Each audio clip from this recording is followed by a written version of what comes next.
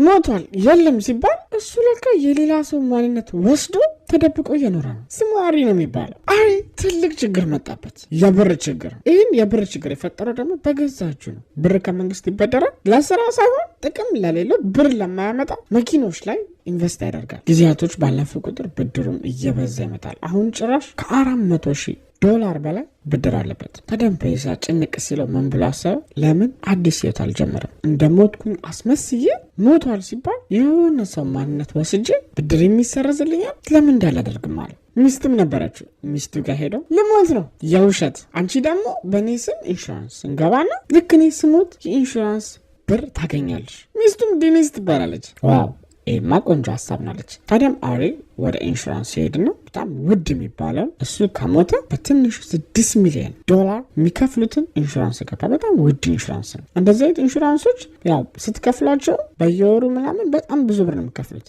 እንደ አቅማችሁ ነው ማለት ነው። ታዲያም አሁን ትልቅ ችግር መፈጠር የሚጀምረው ከዚህ በኋላ አሪ የውሸት ሞቷል እንዲባል ልክ በሱ ቁመት ያለ እሱን የሚመስል ሰው ሬሳ ያስፈልገዋል። በቀላሉ ደግሞ ሬሳ ማግኘት አይችልም። ስለዚህ ሰው ለመግደል ያስባል። ወደ ፍለጋም ገባ። ዞር ዞር ማለት ጀመረ። አንድ ሱፐር ማርኬት ውስጥ የሆነ ሰው አየ። ያ ሰው እዛ ሱፐር ማርኬት ውስጥ ቴክኒሻል ነው። ትንሽ ከአሪን ጋር የመቀራረብ ነገር አለው።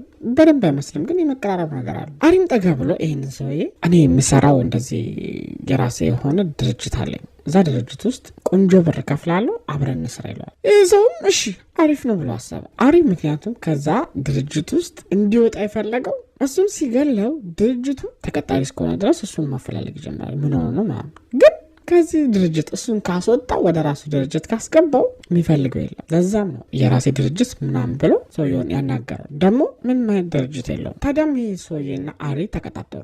በቃ እኔ ስራዬን ከዚህ አቁሜ አንተ ጋር መስራት ጀምራለሁ ብሎት ማለት ነው። እናም ቀኑ ደረሰ። የመጀመሪያ ቀን እስከሆነ ድረስ ደግሞ መጀመሪያ እቤት መተን ነው ማውራት ያለብን ብሎት አሪ ቤቱ እሱን መጠበቅ ጀመረ። ሰውየውም በተባለው ቀን አልመጣም። ጠበቀው፣ አልመጣም። ጠበቀው፣ የለም። በዚህም አሪ በጣም ያደራል። ድጋሚም እዛ ሱፐር ማርኬት ሄዳል። ሌላ ተቀጣሪም ይፈልጋል። አንድ ሰው ደግሞ በጣም ትኩረቱን ይስባል።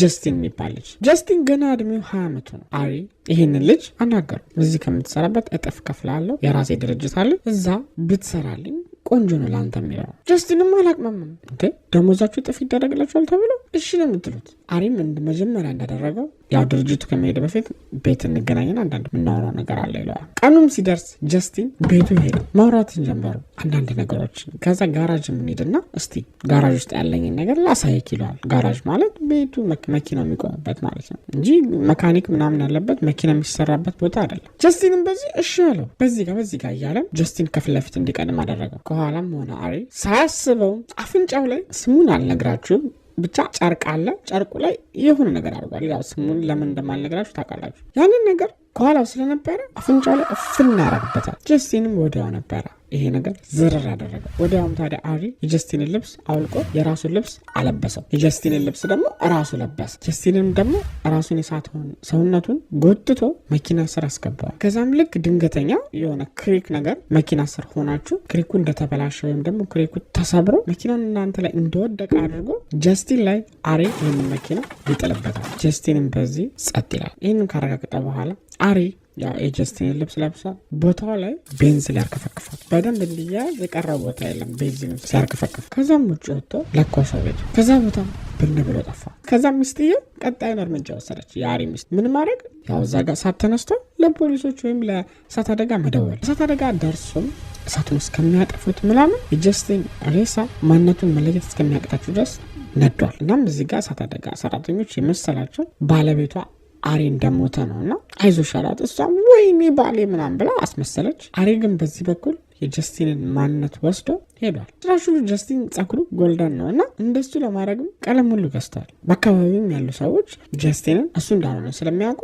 ሊለዩን ይችላሉ ብለው የእሱን ማለት መታወቂያ ብቻ ይዞ ከዛ ከተማ ወደ ሌላ ከተማ ሄደው ችግሩ ግን ወዲያው ነገሮች እንዲመጣውን ጀመሩ እሱ ላይ። ምክንያቱም ፖሊሶች ቦታውን መመርመር ጀመሩ። ይሄ እሳት የተነሳበትን ቦታ። አንደኛውና ደግሞ ዋነኛው ጥያቄ የፈጠረባቸው ነገር መኪናው እዛ ጋራጅ ውስጥ ያለው የናፍጣ መኪና ነው። ይሄ እሳት የተነሳው ደግሞ በቤንዚል መኪና ነው። በዛ ላይ ደግሞ ይሄ ቤንዚል ቤቱ ላይ ለጉድ ሜትር ከፈከፈው። በቃ ላይ የእሳቱ አነሳስ ከጣራ ከምናምን ቀስ እያለ አይደለም የሚወጣው፣ ያስታውቃል። ከሱም በላይ ደግሞ የበለጠ የሚያጠራጥረው ይሄ ነገር ከተደፋ በኋላ ሆን ተብሎ ነው የተለኮሰው። ምክንያቱም የተለኮሰበት ላይተር ኦን ነበረች ሲያገኟት። ላይተር ደግሞ ቢወድቅም በራሱ ጊዜ ኦን የሚሆን ነገር አይደለም፣ ወይም ደግሞ በራሱ ሰዓት እሳት ይፈጥር ነገር አይደለም። ስለዚህ ይሄ ነገር ሆን ተብሎ ነው የተደረገው የሚለው ነገር ጭንቅላታቸው ውስጥ ገባ። ፖሊሶችም ብዙ ጊዜ የኔ ታሪክም ላይ ሰራላችሁ፣ ብዙ ጊዜ ብዙዎች ለኢንሹራንስ ብር ብለው ሰው ሲገሉ ምናምን አይታችኋል። ይህም ነገር ከኢንሹራንስ ብር ጋር የተገናኘ ይሆናል ብለው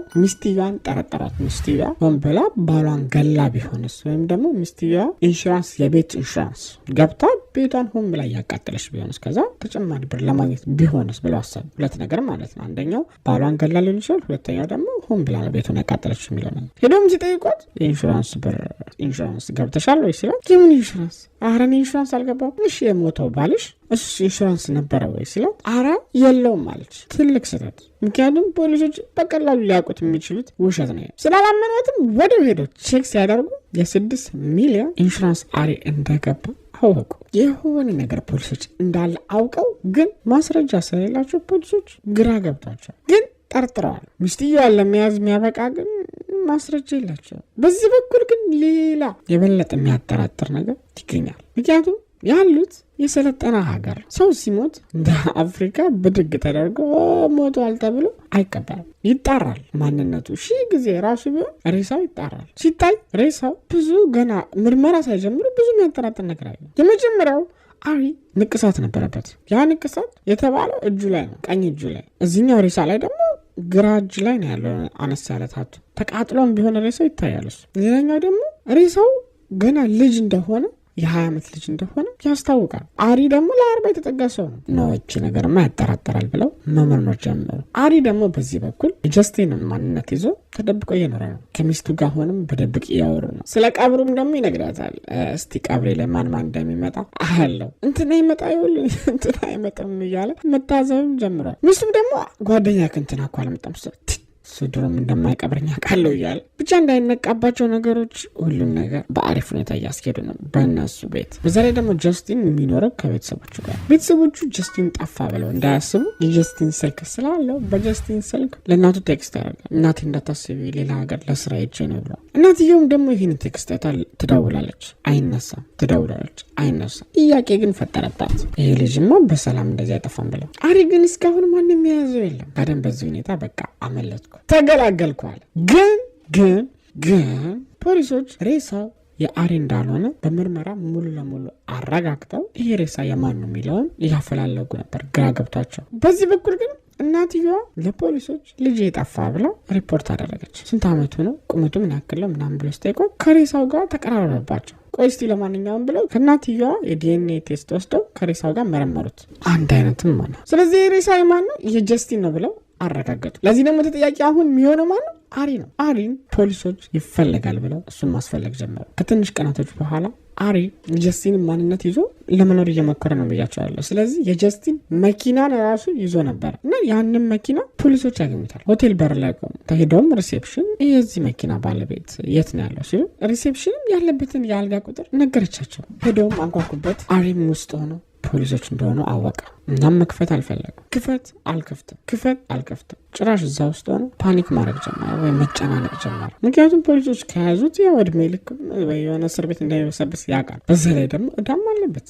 ዞር ሲልም ታዲያ የገዛው መሳሪያ ነበር። ይህን መሳሪያ ወስዶ አደረገ ራሱ። ሚስትየው ደግሞ ለዚህ ነገር ምንም እንኳን ተባባሪ ብትሆንም ማስረጃ ስለሌለ ሚስትየው በነጻ ተለቀቀች። ብር ግን የኢንሹራንስ ብር አላገኘችም። ምክንያቱም ራሳችሁን ጸጥ አድርጋችሁ የኢንሹራንስ ብር አይከፍላችሁ። የዛሬም እውነተኛ ታሪካችን ይህን ይመስላል። ላይክ ማድረጋችሁ እንዳትረሱ። ወዳችኋለሁ። ባይ